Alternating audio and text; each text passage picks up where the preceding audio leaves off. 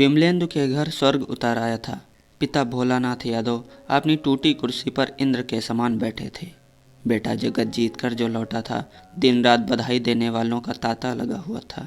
ऐसा लग रहा था जैसे रिजल्ट नहीं, प्रभु श्री राम लंका से सीता जी को लेकर लौटे हों। 5 दिन रहने के बाद विमलेंदु वापस दिल्ली लौट आया था। कुछ महीने दिल्ली में रह वह ट्रेनिंग के लिए मसूरी चला गया। मनोहर खाना खाकर कमरे पर अखबार पलट रहा था कि राय साहब की कॉल आई। अरे मनोहर जी, कहाँ हैं? जरा गुरु और सब लोग आइए ना, तिमारपुर थाना, हमको पुलिस उठाकर ले आया है, राय साहब ने जोर से कांपते हुए आवाज़ में कहा। क्या तिमारपुर थाना? अरे आप वहाँ कहाँ? रुकिए, तुरंत आते हैं। मनोहर ने बिना कुछ और पूछे कमरे से निकला। बस गुरु को ही फ़ोन कर पाया था और जल्द ऑटो लेकर थाने पहुँचा। दोनों को नहीं पता था कि आखिर राय साहब को पुलिस क्यों उठाकर ले गई। दोनों थाने के अंदर पहुँचे। राय साहब सामने ही बेंच पर बैठे हुए थे। क्या हुआ हो महाराज, यहाँ काहे आ गए? देखते ही मनोहर ने पूछा। अरे का बताएं जी, हम तो साला पता नहीं कौन सा कर्म करके यहाँ दिल्ली आए, सब इज्जत पानी भी खत्म हो जाएगा लगता है। अरे भाषण कम पे लिए, का हुआ बताओ ना यार, गुरु ने चिल्ला कर कहा। अरे भाई, हमारा फ्लैट में जो था ना वो गोरे ललवा, वो साला अपने कुकवा को भगा ले गया है। अब कुकवा का हस्बैंड पुलिस को लेकर आया और हमसे पूछताछ करने पुलिस हमको यहाँ ले आई, राय साहब ने कहा। अच्छा, ये साला गोरे ललवा, आप तो कह रहे थे बड़ा अच्छा आदमी है, आपका तो फैशन गुरु था ना, मनोहर ने चिढ़ते हुए कहा। चुप रहो जरा। अच्छा राय साहब, भागा वो है, आपको काहे उठाई पुलिस? बिल्डिंग के और लड़कों को क्यों नहीं उठाई? पूरा बात बताइए, सच सच, कुछ छिपाइए मत, गुरु ने डांटते हुए कहा। हाँ गुरु भाई, असल में बगल वाले हमारा नाम ले रहे थे। हम कभी कभार उस कुकवा के साथ नेहरू विहार के पार्क में घूमने उमने जाते थे ना, एक बार उसका हस्बैंड भी देख लिया था, उसी में नाम दे दिया होगा, पर हम माई कसम नहीं जानते साला हरामी कहाँ लेके भागा है, राय साहब ने अपनी अधूरी प्रेम कहानी सुनाते हुए कहा। तब ई है ना अजब प्रेम की गजब कहानी, इहो मजा ले चुके हैं जिंदगी का, गुरु ने गर्दन मनोहर की तरफ घुमाते हुए कहा। तब तक थानेदार आ चुका था। राय साहब से 2 घंटे की पूछताछ के बाद पुलिस ने उन्हें छोड़ दिया। ऑटो में राय साहब बीच में चुपचाप बैठे वापस आ गए। उन्हें छोड़कर मनोहर और गुरु वापस अपने कमरे की ओर जाने को थे कि बत्रा पर जावेद पर नज़र पड़ गई। अरे जावेद यार, यहाँ बत्रा पर इस समय? गुरु ने ऑटो से उतर कर पूछा। हाँ गुरु भाई, रेल टिकट के लिए आया हूँ, कोई तत्काल में करवा दे, किसी ट्रेवल्स वाले को दूंगा, माँ बहुत सीरियस है, पहुँचना ही होगा, जावेद ने बताया। चलो देखते हैं, आओ, गुरु ने कहा। गुरु, मनोहर, जावेद तीनों पास ही के एक ट्रेवल्स वाले के पास गए। किसी भी ट्रेन में टिकट नहीं मिल रहा था। एक टिकट पटना के लिए राजधानी एक्सप्रेस में था, 2nd AC का। ट्रेवल्स वाला 500 रुपये अलग से मांग रहा था। कुल 2300 रुपये लगने पर टिकट मिल जाता। गुरु और मनोहर ने जावेद की तरफ देखा। जावेद कंप्यूटर की स्क्रीन पर बस टिकट को देख रहा था। जावेद अपनी जेब के बारे में जानता था, इसलिए उधर क्या देखता, पॉकेट में बस 800 रुपये थे। जल्दी बोलो भाई, फिर ये भी ख़त्म हो जाएगा, ट्रेवल्स वाले ने माउस पर हाथ रखते हुए कहा। काटो जल्दी, बनाओ टिकट, गुरु ने तपाक से कहा। हाँ हाँ बनाओ यार, सोच का रहे हो तुम, पैसे दे रहे हैं ना, मनोहर ने भी कहा। जावेद की नज़र अब गुरु और मनोहर की तरफ थी। टिकट बन गया था जावेद का। मनोहर और गुरु ने पर्स खोले और दोनों ने मिलाकर 2300 रुपये टिकट वाले को दे दिए। थैंक्स भाई लोग, शुक्रगुजार हूँ, अल्लाह देख रहा है, जावेद ने भरी आंखों से कहा।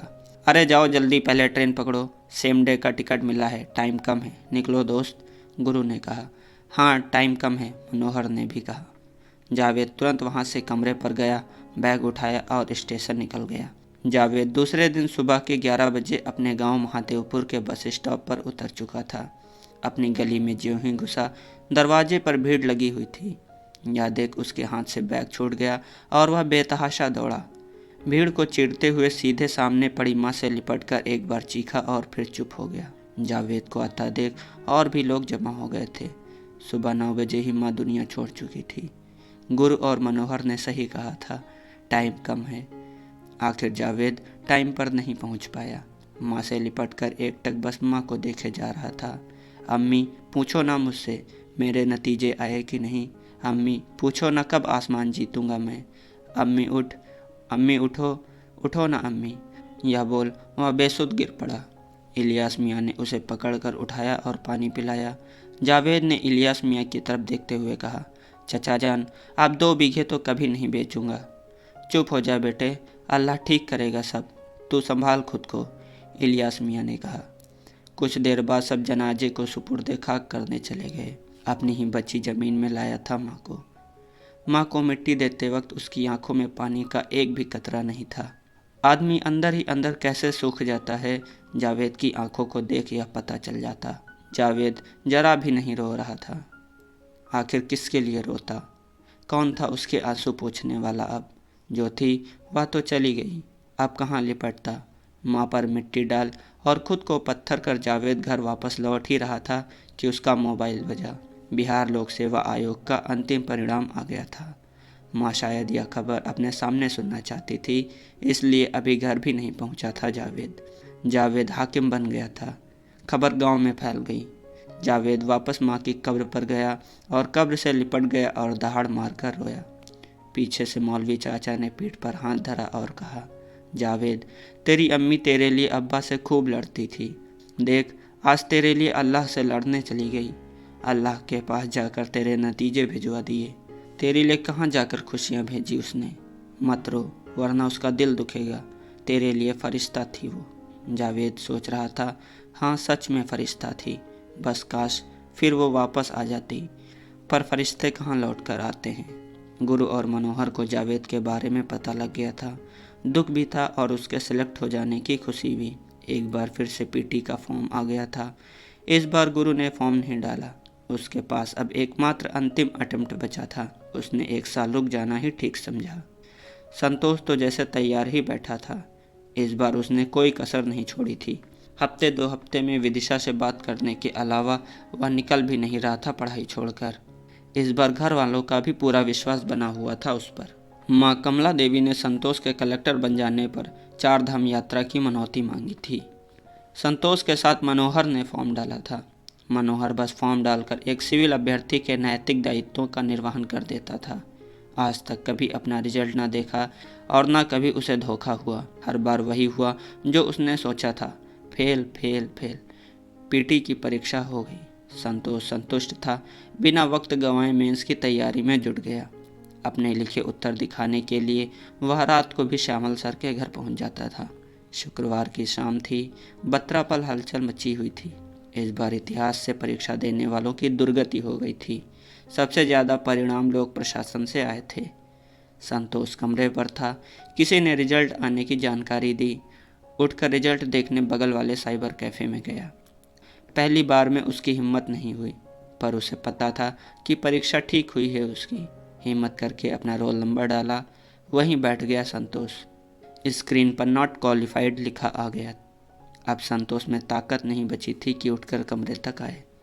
पैर लड़खड़ा रहे थे। आंखों में अंधेरा था। बहुत चूतिया फील्ड है यूपीएससी। पढ़कर मर गए साला, पर पीटी नहीं हुआ। संतोष बुदबुदाने लगा। वह जैसे तैसे खड़ा हुआ और सीधे यमुना नदी के पुल की तरफ जाने लगा। उसे खुद पता नहीं था कि वह अब क्या करने वाला है। गुरु रास्ते की दुकान पर खड़ा सिगरेट पी रहा था। इधर कहाँ जा रहे हो? गुरु ने पूछा। मरने चलना है क्या? संतोष ने बिना उसकी तरफ देखे कहा। पगला गए हो क्या यार? क्या बोल रहे हो? अरे क्या हुआ? गुरु ने गुस्से में कहा। मरा लिए हम अपनी, फिर भी पीटी नहीं हुआ। लो, कहाँ गया आपका ज्ञान गुरु भाई? साला टीचर बदल लो, विषय बदल लो, मेहनत करो, सब तरह से तो करके देख लिए, कहाँ गया रिजल्ट? बताओ ना आप ही, संतोष ने चिल्लाते हुए कहा। तो क्या हुआ? अभी तो तुम्हारे पास और प्रयास है ना, आगे हो जाएगा। गुरु ने मुखर्जी नगर की रटी रटाई लाइन बोली। वाह रे गुरु भाई वाह। लीजिए लीजिए हमारा फ़ोन। बोलिए ना हमारे बाप को कि पीटी नहीं हुआ इस बार भी आपके बेटे का, अगली बार हो जाएगा। अरे कैसे मुंह दिखाएंगे? हमारे बाप ने कर्जा लेकर हमको पैसा भेजा। इतना कष्ट से खर्चा आता है और साला हम कुछ नहीं कर पाए। बोलकर दहाड़ मारकर रोने लगा संतोष। गुरु ने बड़ी मुश्किल से उसे समझा बुझाकर शांत किया और कमरे पर लेकर आया। संतोष पूरी तरह एकाकी हो गया था। फ्रस्ट्रेशन शब्द का अर्थ उसने अब जाकर समझा था। दिन रात यही चिंता कि घर किस मुंह से लौटेगा। ना किसी से बात करता, ना कहीं जाता। कुछ महीने यूं ही गुजरे। एक दिन विनायक बाबू का फ़ोन आ ही गया आखिर। हेलो बेटा, क्या हाल है? पिता ने पूछा। जी ठीक हूँ पापा, वही पढ़ाई चल रही है, संतोष ने धीमी आवाज़ में कहा। आखिर क्या सोचे हो आगे?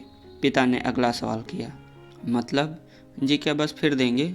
अब रास्ता भी तो नहीं है पापा, कहाँ जाऊँ क्या करूँ, केवल बीए करके रह गए आईएएस के चक्कर में, संतोष ने एक साथ जवाब और सवाल दोनों कहा। देखो बेटा, हमसे जितना भी बन पाया हम किए तुम्हारे लिए, कर्जा पैसा सब लिए, अब भाग्य से ज़्यादा किसी को कुछ नहीं मिलता। तुम्हारे भाग्य में आईएएस बनना नहीं लिखा है, ज्योतिषी भी कुंडली देखा तो बताया सिलेक्शन मुश्किल है। उतना पर भी अगर हमारे पास पैसा होता तो हम पक्का वापस नहीं बुलाते, पर अब नहीं। आ जाओ अब वापस, पिता विनायक सिन्हा ने अपनी बात कह दी थी। संतोष आंखों में आंसू लिए सब सुनता रहा। ठीक है पापा, हम चले आएंगे, आप टेंशन मत लीजिए। संतोष फ़ोन काट चुका था। फ़ोन रखवा लेटा ही था कि एक बार फिर घंटी बजी। इस बार राय साहब थे फ़ोन पर। हेलो संतोष जी, हम जा रहे हैं दिल्ली छोड़कर, लास्ट बार मिल तो लीजिए, राय साहब ने बड़े भावुक स्वर में कहा। कहाँ हैं आप अभी? संतोष ने पूछा। बस 4 बजे की ट्रेन है, सबसे मिल लिए हैं, बस अब आपसे और मनोहर से मिल लें, बत्रा आ रहा हूँ। राय साहब का आईएएस में प्रयास खत्म ही हो चुका था, पीसीएस भी नहीं हो पा रहा था। घर से वापसी के साथ साथ शादी का दबाव भी अब बढ़ने लगा था। राय साहब ने बीएड कर ही रखा था, अपने गृह राज्य में मास्टरी का फॉर्म भी डाल आए थे। पीसीएस से अभी भी उम्मीद थी। बड़ी मुश्किल से अपने पिता को इलाहाबाद में कुछ दिन रहने के लिए मनाया था।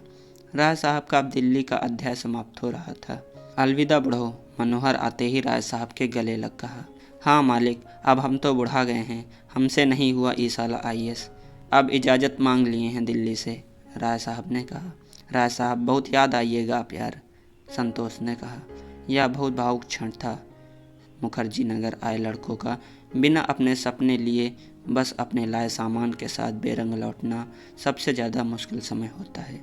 खैर, बहुत कुछ सीखे यहाँ, और ये भी जाने हैं कि टैलेंट ही सब कुछ नहीं है, भाग्य में भी होना चाहिए, तभी ये होगा। भाग्य में नहीं है तो कभी नहीं होगा। आप लोग भी देखिए क्या होता है, हमारा तो साला सब कर्म हो गया, दारू मुर्गा सिगरेट से लेकर थाना पुलिस साला सब देख लिए। राय साहब ने शॉर्ट में अपना दिल्ली अनुभव बांट दिया था। अरे कुकुआ वाला नहीं बोले, मनोहर के बोलते ही सब हंस पड़े। हट मर्दवा आप भी, राय साहब लजा गए। इन्हीं ठहाकों के बीच राय साहब ने विदा ली। संतोष कमरे पर आ गया। आज ही की तो बात थी जब पिताजी ने संतोष को भी घर बुलाया था। राय साहब को इस तरह खाली हाथ घर जाते देख वह काँप उठा। संतोष के दिमाग में एक ही बात गूंज रही थी कि ज्योतिषी ने उसके लिए भी कह दिया था कि आईएएस बनना अब भाग्य में नहीं है। एक बार गुरु को श्यामल सर ने भी बताया था कि लड़का मेहनती है, पर शायद आईएएस बहुत मुश्किल है संतोष के लिए। आज राय साहब भी जाते जाते संतोष को हिला गए थे। संतोष ने अगले ही पल मेज पर रखी स्याही की बोतल उठाई और अपने हथेली पर गिराकर उसे पोंछ लिया। उसने अपनी पुरानी भाग्य की रेखाएं मिटा दी थी। अब उसका हाथ सपाट था, कोई रेखा नहीं। उसने कसम खा ली, इस पर फिर से अपना भाग्य लिखेगा। उसने तभी तय कर लिया कि चाहे पापा पैसे भेजें या ना भेजें, पर घर वापस नहीं जाएगा। अभी वह राय साहब के रास्ते नहीं चलेगा। उसने तय कर लिया था, वह अपने रास्ते दौड़ेगा, छोड़कर भागेगा नहीं।